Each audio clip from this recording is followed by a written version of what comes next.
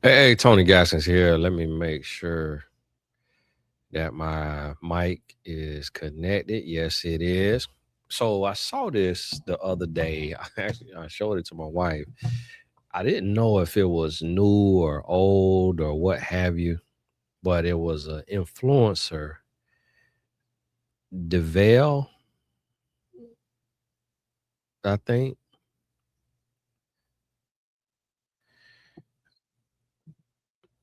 Yeah, I think it was DeVale.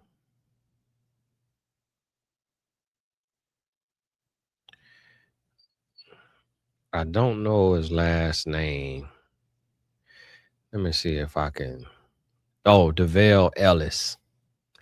So a brother, I think he's an actor, could be a former athlete as well.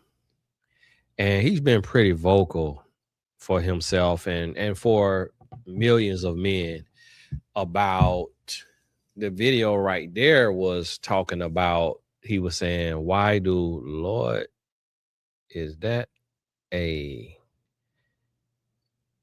spider or is that a cricket? Oh my goodness. Lord, y'all forgive me. Hold on right quick. Man, see, being out here by the woods, boy. I'm in my office and I'm out here by the woods, and it's like I don't want to go over there and that thing jump on me. Y'all give me 1 second. My goodness, man. We just live in an area. There's just so many woods around us. And I walked out the other day to get in my car in the garage, and it was a cricket this big. That was a big cricket. I went to get it. It saw me. It jumped. Missed it. Had to dive the next time. Huh. Had to put a little extra speed on it. Killed it. Thing about that big. Like, how did the thing get in here? Like, my office is closed. Like, where did the thing come from? Just been over there in the corner mutating. So then I got to take your life. It just I'm tired of having to fight for my life with these crickets. And the other day I'm killing two little blue and black looking wasps. Killed 2 or 3 of them in one day. Like, man, I'm gonna have to get up out of here. I might have to move downtown. Get more high rise downtown, man. If I got to be fighting all these bugs. So y'all forgive me, FIFA on too. So the brother come out and he say, why do women push this monogamy on men and knowing that you can't meet his needs? And this right here is just a discussion of the ages. And this is gonna be on every couple to figure out for themselves, because I'm here to tell you there's not a one size fits all. It's just not. And it is a struggle. It is something very real. And I'm gonna tell you something now. I just talked to a female client. She said that her man turned her down sometime. She said her situation is her coming on to him and him turning her down. I've heard that a handful of times. A handful mean 5 for me because I got 5 fingers. So I've heard that a handful of times. Most of the time, it's the other way around.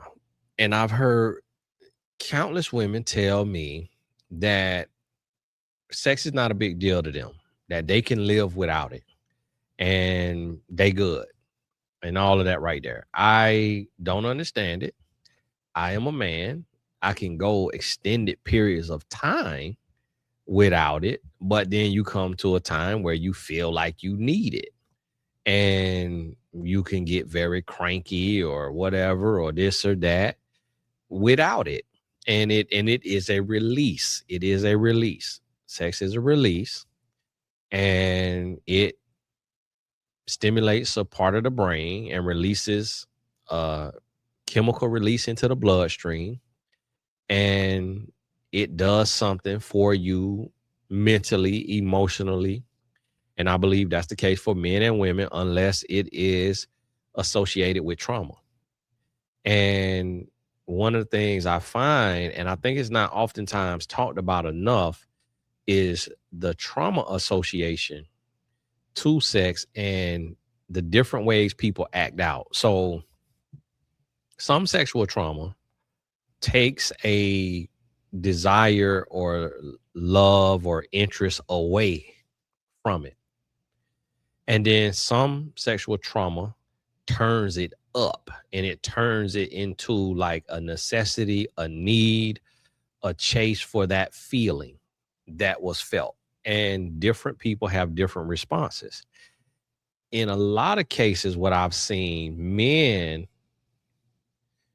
respond in a way to where men want it more, and men want it more frequent, maybe more freaky, maybe different types.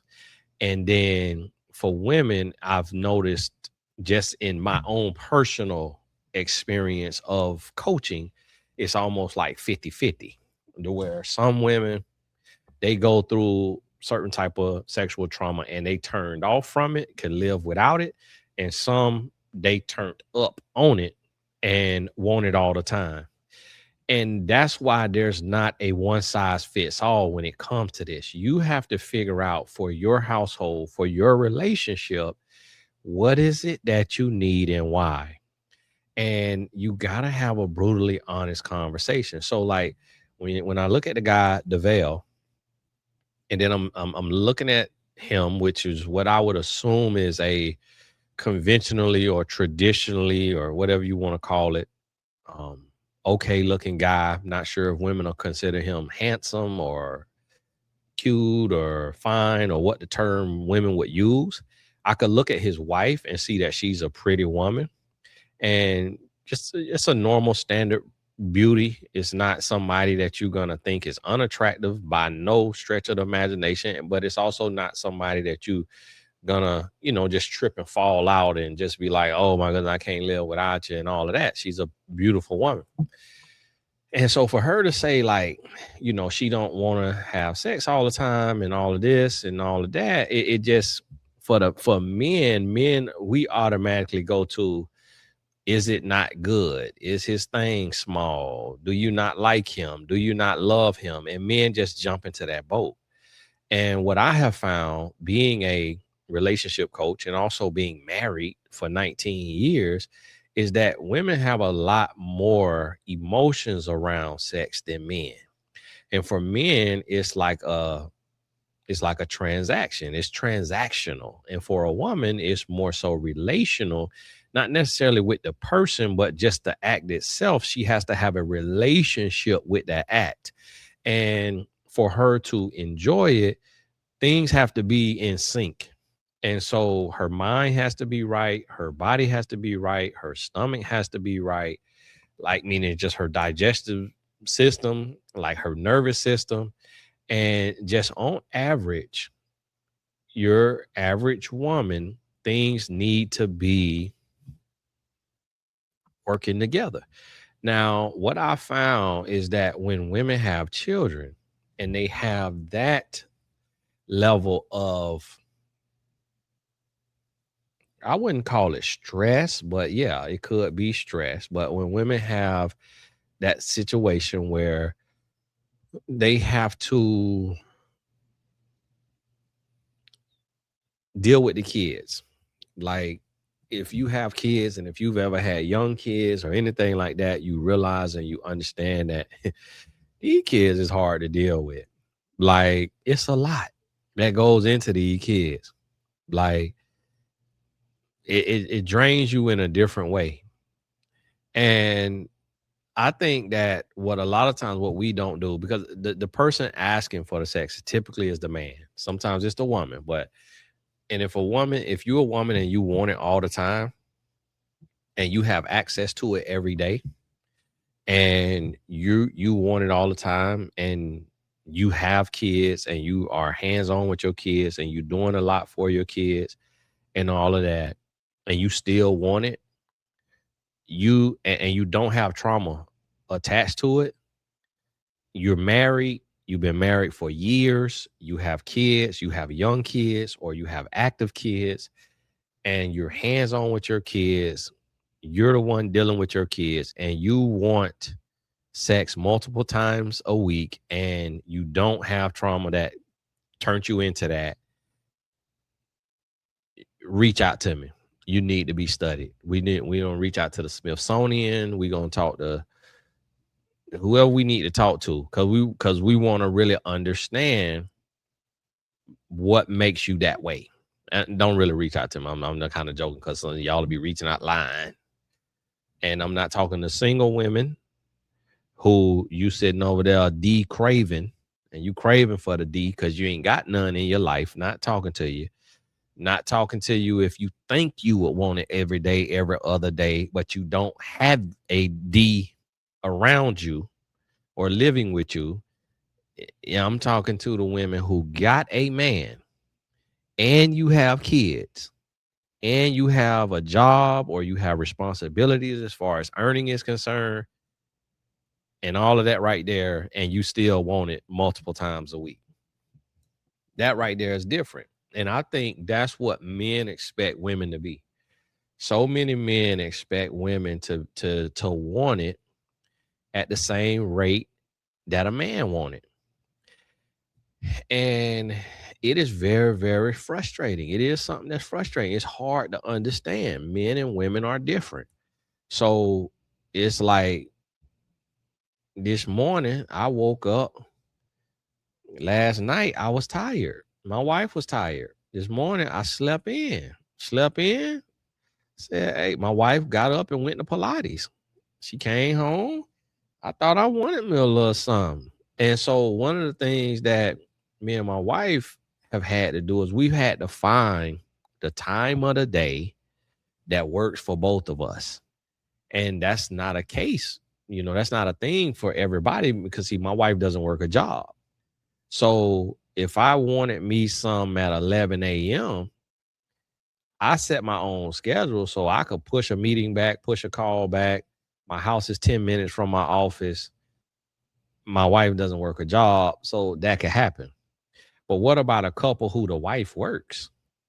She at work. The man might work for himself, or vice versa. And so if their optimal time is 10 a.m., but they can't get it in at 10 a.m., now they got to go without. And then Argentina scored another goal. And then I'm trying to see who scored the goal, because they hugging on somebody, and I don't necessarily see Messi nowhere. I'm like, is he in there that they hugging on, or who they hugging on? Who scored the goal? My goodness, they so happy. And so, it's one of those things to where, okay, what time do you make it happen? What time can you do it? I guess it's him. I guess it's Messi scored. Oh, wow. That's crazy, man. That man the greatest ever, man. The greatest ever soccer player in the world. And so that's what you have to understand. And then here's the thing. Think about it. A lot of times for a lot of people, it's a situation where it's at night. And it's this situation of,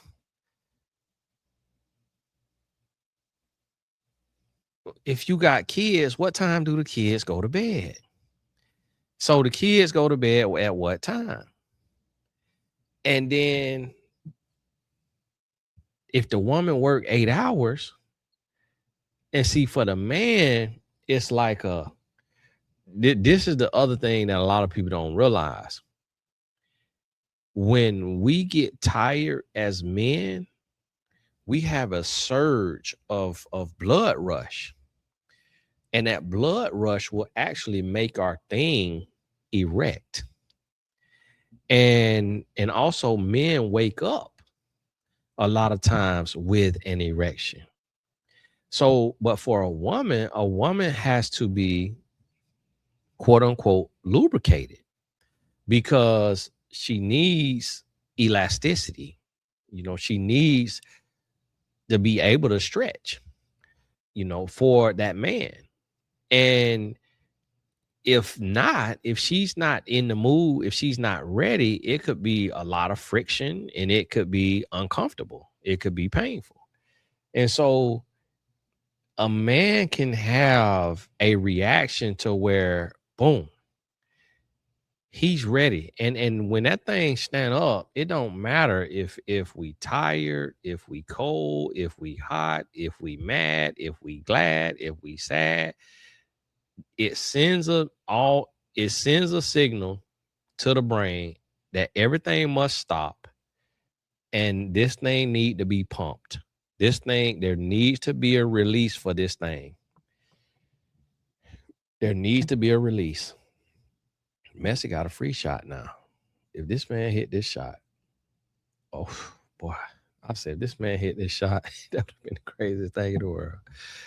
And so there comes this time, this thing where the woman body don't work the same way a man body work. And I think this is what couples are not realizing. And this is what the guy W.A.R not realizing. And this is what most men are not realizing. And I'm telling you, I go through the same thing that W.A.R go through. The guy who in the green truck, well, I guess he trying to be a relationship coach and was doing some events with Cheyenne Bryant and canceled the event when it come out she was a fraud or whatever. And I guess he was trying to save face or maybe like he was taking a stand. But he said, if sex ain't on the table, then cheating is. We all go through the same thing. I get it 100%. I feel where they coming from. It's times I'm sexually frustrated, but I had to stretch my mind. I had to seek to understand, because if you don't seek to understand, then it's a situation where you'll just be spinning your tires and you'll be feeling like a victim and you'll be mad, you'll be angry. And it's something that I learned that has been valuable for me. And I learned it from Zig Ziglar. And Zig talked about everything, life, love, and business. But one of the things that Zig said, he said, love making starts in the morning. And what he was talking about is, and when he say love making starts in the morning, he was saying that he say in the morning, that first kiss, and when you getting ready to leave, and he say you give a real kiss, he say that right there, that's where love making start. And then talking throughout the day and sending I love yous, I miss you. And what you got to do as a man is when you really, really want you some, you have to do little things. And everybody's life is different, but you got to figure it out. So like today was the trash. So I had my 19-year-old take out the trash last night, because sometimes we'll forget to take the trash out. My wife wakes up before we do. She ends up taking out the trash, taking out the recycling. So when that happens, she don't complain about it. She don't say anything about it. But that's something that she had to do that she should never have to do with two grown men in the house. That's absolutely diabolical. But sometimes as men, us just our head being other places, we forget what day it is. We ain't paying no attention. Like we completely forget. And that'll happen at least once or twice a month. And you know, the trash comes twice a week. So that's 8 times a month. And it might happen once or twice. At the minimum, it happened once. And she'll beat us to it. She don't mention it. She don't say nothing about it. But you can bet that is a ick. And that while she rolling out that stank garbage can, she like, this is ridiculous, man. These big sorry such and such jokers. I'm around here cooking breakfast and cleaning and doing all this, and I got to take out the trash. That's a ick. So she not finna want to come off no cheeks that day. And so it's taking out the trash. It might be helping her meal plan, meal prep. It might be getting up, helping get the child ready for daycare or for school. It might be washing the dishes. It might be doing the laundry. It might be cooking the dinner. But like literally trying to alleviate some stuff. My wife don't like me to do nothing. So what I do is I use physical touch. And I massage her neck, I massage her back, I massage her feet. And that's just me just relieving stress, relieving strain, relieving pressure, because she wants to do the cooking, she want to do the cleaning, she want to do the dishes. Sometimes she'll get into bed, she's exhausted because she's been driving probably 4 hours that day with training, school, whatever, and she'll forget to start the dishwasher. And then I didn't even really know how to do a dishwasher. Like that's how spoiled that I've been in my life. And so I learned how to start a dishwasher. And she asked me to start it one time. I started it. So then when I'm up later than her, I'll see if she started a dishwasher. If she haven't, then I'll go ahead and start it. And she completely forgot, went to bed exhausted. She'll wake up the next day and she'll be like, "Oh, thank you so much for starting the dishwasher." I woke up and I was like, "Man, I'm gonna have to hand wash all my coffee machine stuff." And you had started the dishwasher. Thank you. And it's just the little things, whatever that may be. And I know the women are just sitting here, but listen, y'all in the locker room right now with the guys talking. And women like, "What? You got to think about hush. This the reality of marriage. And this is what a lot of people don't realize. And so like this morning, we slept in. We all slept in. My wife got up. She woke up. She said she slept a few hours. She woke up. She went to Pilates. She came home. She brought us Chick-fil-A breakfast home. I woke up, eat good Chick-fil-A. And she made me a coffee, a iced coffee. So like, I'm living good, man. And then guess what? And gave me some love making. Because guess what? Yesterday was an extremely long day. It was Father's Day. We drove 4 hours to Miami, went to the World Cup game, sat first row, drove back 4 hours, got home 2:30 a.m. I could have been selfish and said, "Hey, this my Father's Day, poo nanny." Instead, we showered and we went to bed. So by me being considerate and not trying to go to Pound Town on a long day, I was able to get blessed out from the Susu the next morning. And that's what I need men to understand. You gotta understand your wife's rhythm. You gotta understand her body. You gotta understand her timing. My wife is terrible at night. She will pass out 9:30, 10 o'clock. Her body is ready to shut down because she wakes up at 4:30. But if I want me a little poo nanny, 5 o'clock in the morning, 6 o'clock in the morning, 10 o'clock in the morning, then that's a total different ball game, because that's when she owned. That's when she energetic. That's when she going for the day. You see what I'm saying? And so a lot of men don't realize and understand that. And they just think about themselves and when they want it. And even if you want it every day, what is the optimal time of day?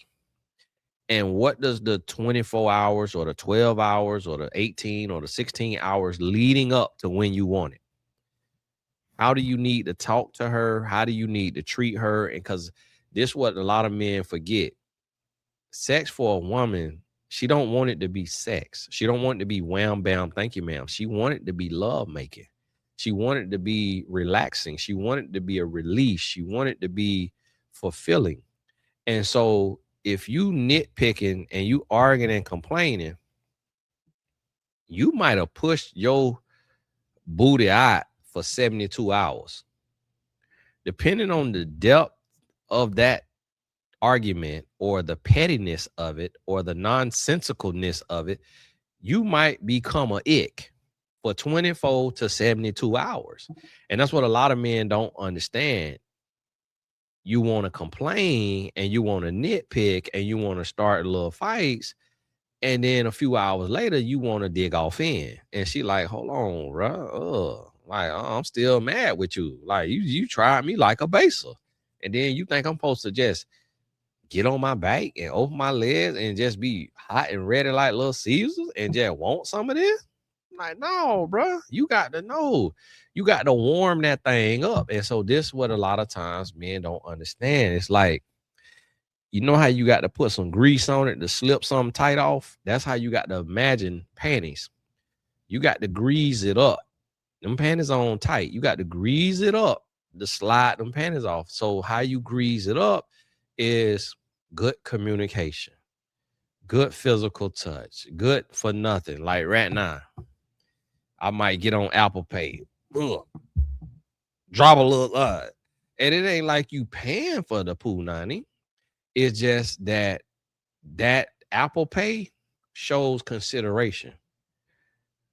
This is for your nails. This is for your hair. This is for your facial. This is for your massage, your back massage. I might get on the phone, call the spa, set up a massage, write my wife, hey, what you got? What you got tomorrow, 10:30 a.m.? She's like, nothing. Okay, I set a massage up. Okay, cool.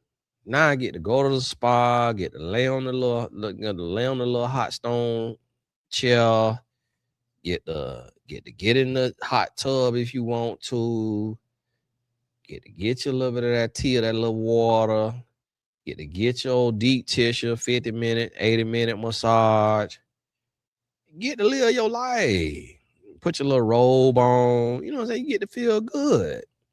And so now that body is relaxed. So now come on home. She might even feel, and let me help you understand something about a woman. She might get a massage and still don't be in the mood to come off no behind. But she understand you sacrificed and spent money that you didn't have to spend, that you maybe didn't have. And so she gonna sacrifice and woosah and get into the mood, put the face on, service with a smile. And that's what marriage is. A man doing what he doesn't want to do, what he doesn't feel like doing, and him sacrificing, and a woman doing what she don't want to do and what she don't feel like doing. It's two humans coming together to please one another when you don't feel like it. Now, this is the thing that I want women to understand. When you give a man, if you hold a man out and you don't give him none of that punani, and he got to wait a week, 2 weeks for it, when he get him a taste, it's like a crackhead that's been sober and get that first hit of that crack. He gonna want it 3 times a day. So the way you avoid that is you have to realize you have a minute man. It's 2 to 5 minutes of your life out of 24 hours that you can have the best marriage and the best life in the world if you just get out of your head and you give that 2 minutes. He gonna be done. When he get out that 2 minutes, he gonna be payola. He want to pay for hair, he want to pay for nails, and it was 2 minutes of, it's not stress, it's not misery, it's just inconvenience. You don't feel sexy, you don't feel fit, you don't feel horny, you don't feel turned on. What I need women to understand is you don't always have to feel it. You're not a man. You're not built like a man. You don't think like a man. You don't move like a man. Yes, sex for a woman in a lot of cases is a chore. You have to see it as if you are just serving your husband. It just the same way he says, I'm tired of working in this hot sun. I'm tired of working in this volatile office, this volatile industry. I'm tired of being deployed. I'm tired of doing this. I'm tired of doing that. But he just sucks it up and he goes. He go work in that hot sun, the sun beating on him, or he working in the snow, or he working in the rain, or he working in this tough industry, this cutthroat industry, or he got to eat what he kill. He always got to be creative. He always got to be consistent. He always got to be working. Whatever it is, how he make money, he got to show up every day because he got to take care of you. He got to take care of the kids. He got to bring his part to the table. And especially if you don't work. Now, if you work too, then it's equal and both of y'all have to serve each other. But now if he put it to where you ain't got to work, then the one thing you got to do, all you got to do is just come off some behind that. And what I want women to understand is it's not always going to be a fairy tale. It's not always going to be easy. It's not all you don't have to make it a thing. Like we have to understand we got to normalize faking in a relationship. And I know that's hard to understand, but this is what I mean by that is it's stuff that women talk to men about that a man don't could not care less about. But we have to fake like we care about that. Like think about this. If you got to go and you got to earn a living, you don't care about the cat doing tricks on TikTok. But that's what some women want to talk about. That's what the TikToks that they want to send.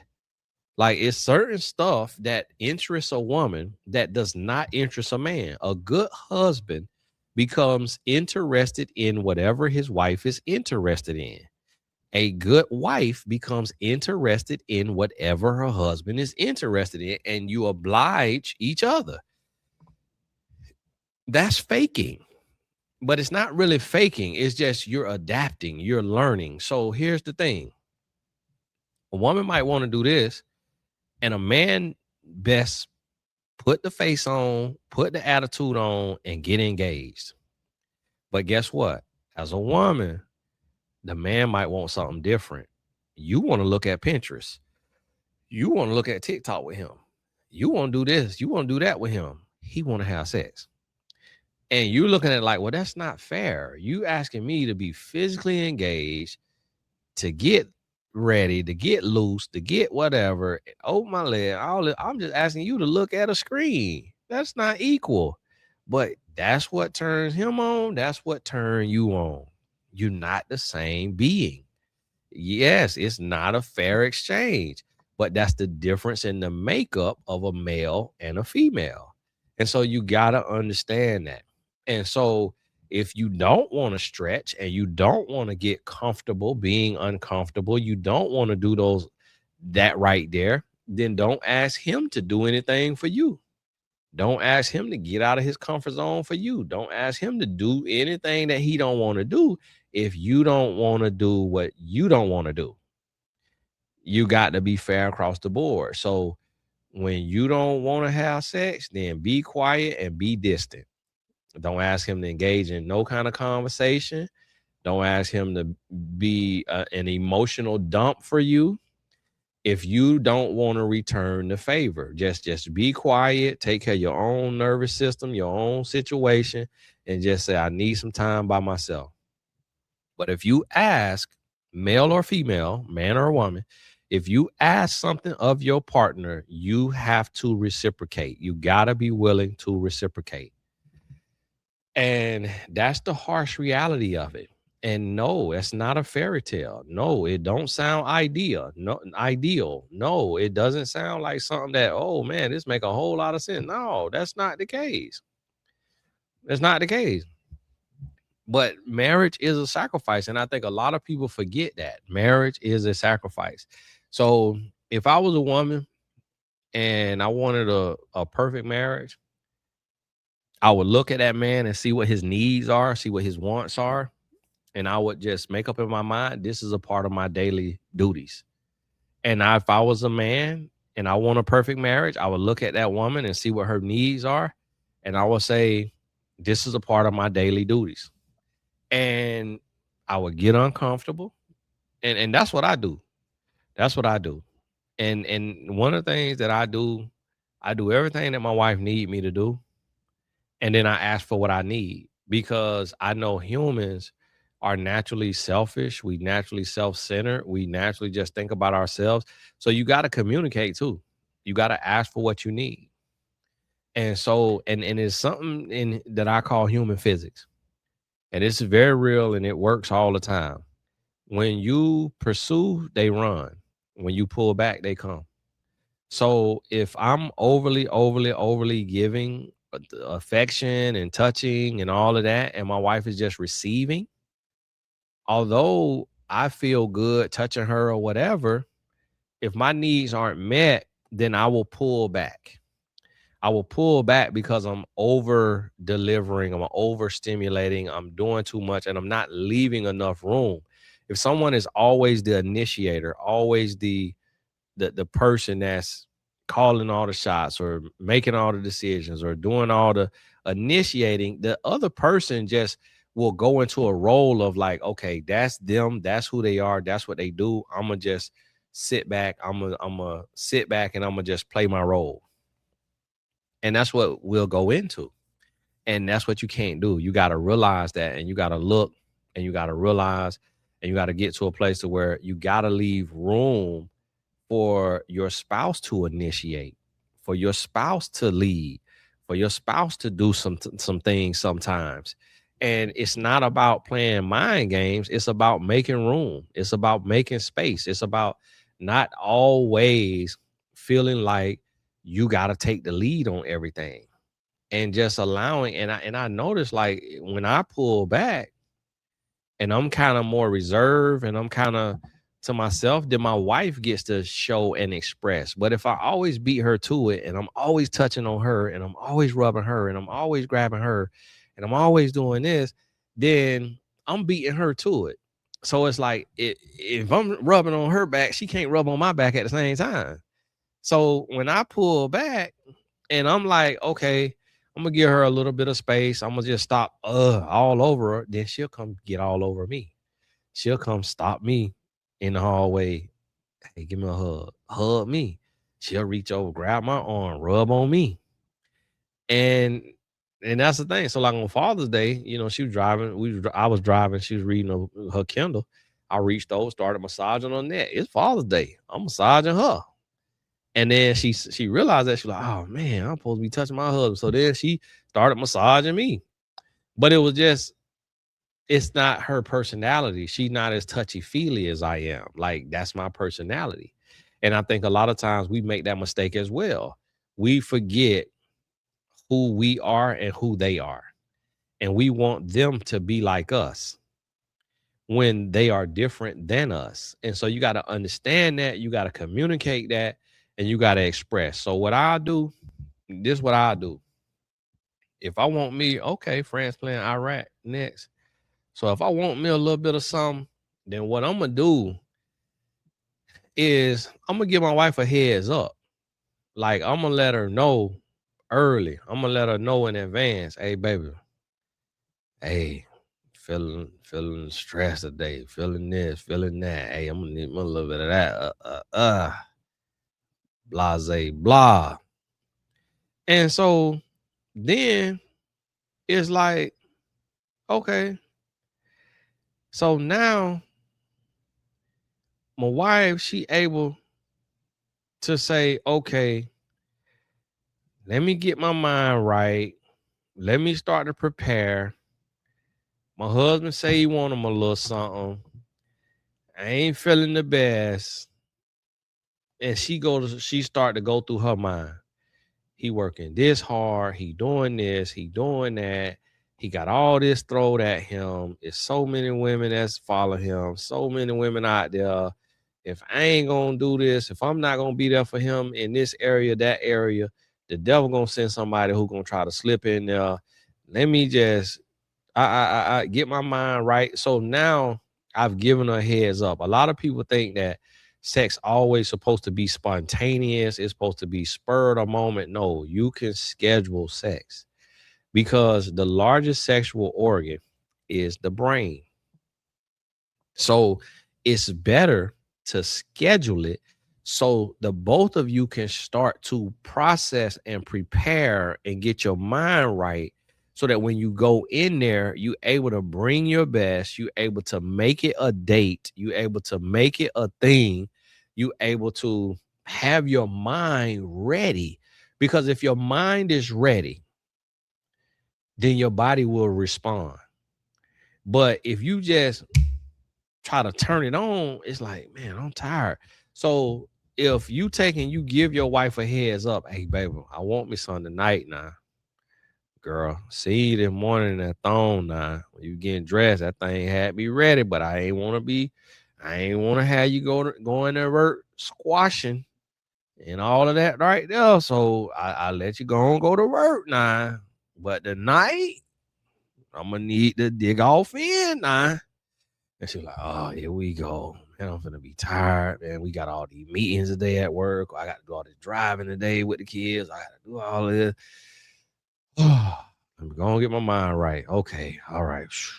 This is marriage. This is the sacrifice. This is what I gotta do. This is what I signed up for, right?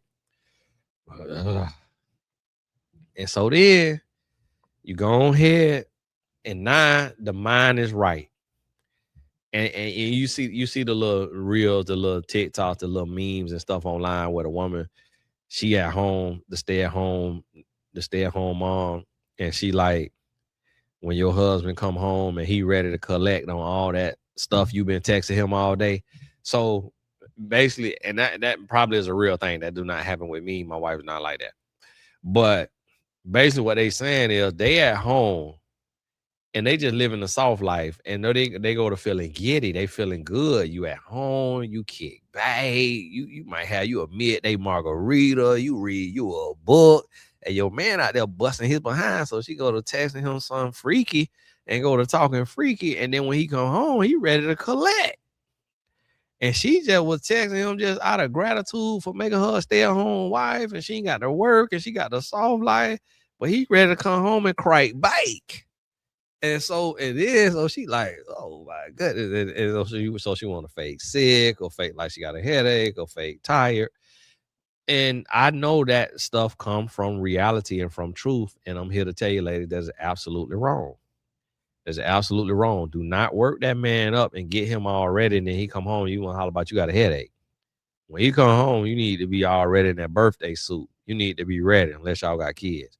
Y'all need to work on them kids, put them kids and feed them kid homework, studying already. Boom, kid bedtime 8:30. All right, mommy, daddy time.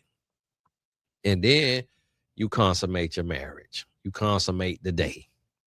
And you got to come together. You got to work on this. You got to use it for preventative measures. You got to use it so you two stay faithful, so you stay out of sin, and you have to weaponize it against the enemy. You use it so the devil can't use you. You use it so he can't slip in and seep in. That's how you got to use it. That's what you got to do. And if you do that, then you're going to be able to win.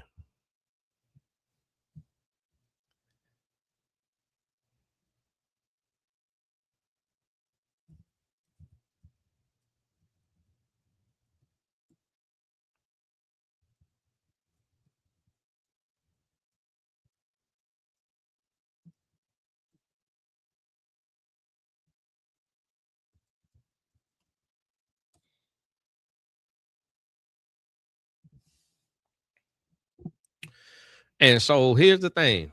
And this is what I want y'all to do for the married couples. Find a healthy balance. So, fellas, if you want it every day, agree to every other day. Ladies, I know a lot of y'all can live with once a week. A lot of y'all can live with once every 2 weeks. A lot of y'all can live with once a month. If your husband want it every day, then come to 2 to 3 times a week. And y'all pick the days, y'all pick the times, and y'all make it happen. Get out of your feelings about, I don't want to schedule it. I don't want to, nobody cares. Hush. Put it on the calendar. What don't get scheduled, don't get done. And I don't literally mean you have to write it on your calendar, but just know, like, hey, we need to be doing this every other day or every 2 or 3 days or whatever it is. And yes, it's not gonna be hard and fast. Like, man, when I mean that, it's not a hard and fast rule. Like, it's not something to where you can't push it. Like, sometimes you might have to push it the next week. You might have to push the day to today to tomorrow. You know, there's a stomach ache in there. There's a migraine in there. There's just an extra hard day in there, extra long day. It's just things gonna happen. But you gotta communicate. You gotta work together. And one of the things that I've seen done is where if the man wanted some or the woman wanted some at night, the spouse didn't feel like it, they the other spouse understood it, respected it, and then the spouse made it up in the morning or made it up the next night. And that's something that me and my couples that I coach that we have to talk about, that we got to work through.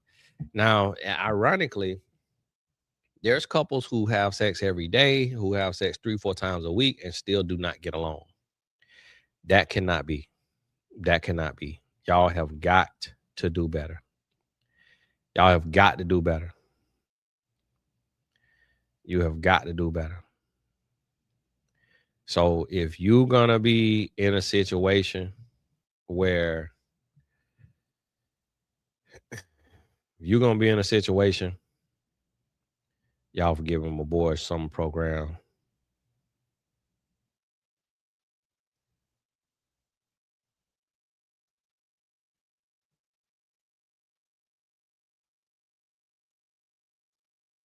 It's writing me.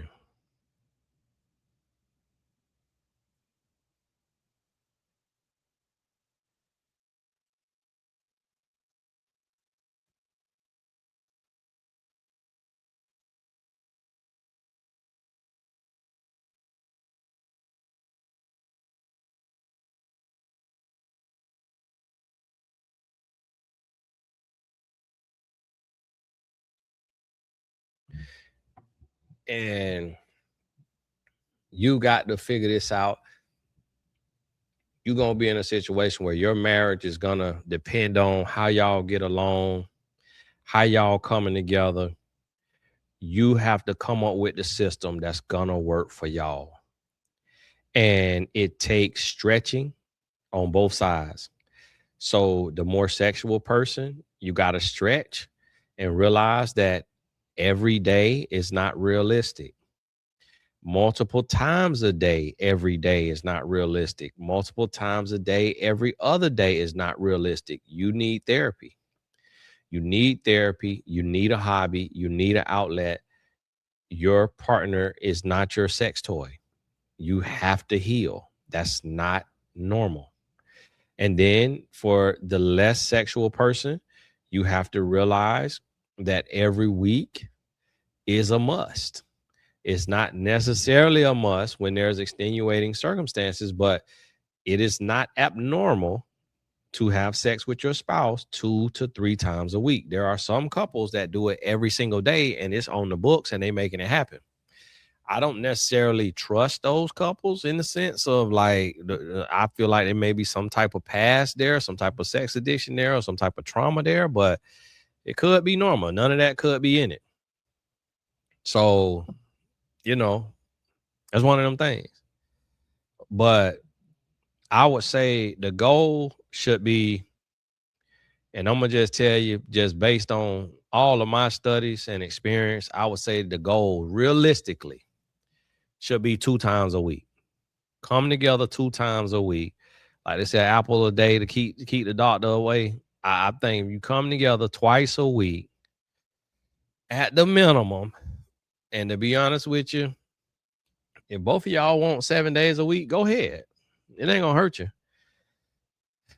5 days a week, 4 days a week, it ain't gonna hurt you.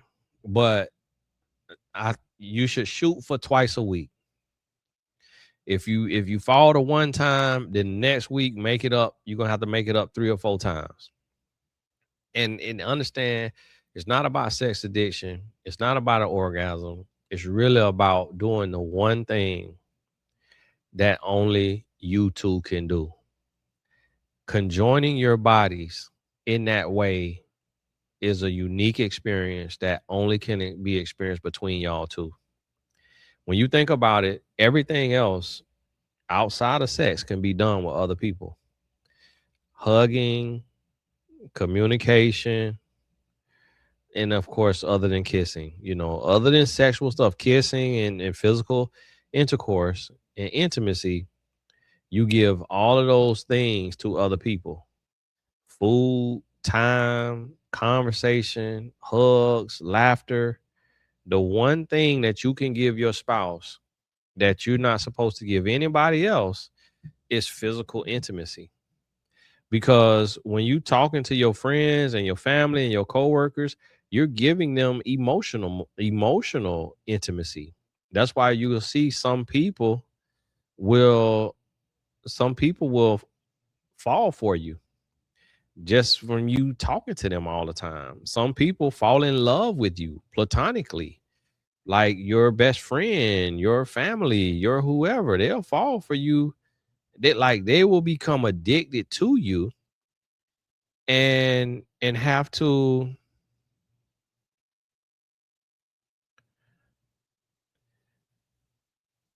they'll become addicted to you and all of that right there, just and want to talk to you every single day just because of what y'all done been through, of how much y'all done taught.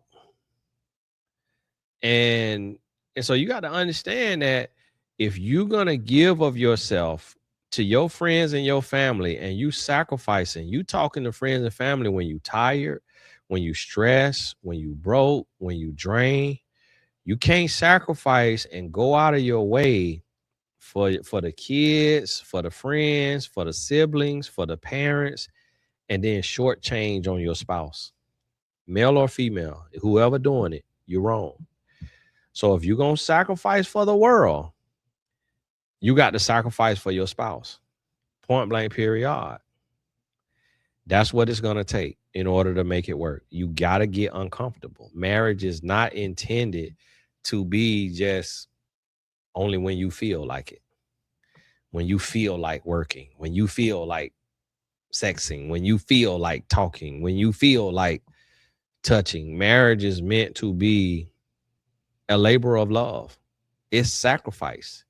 It's doing what you don't want to do when you don't want to do it for the betterment of the union. That's what marriage is.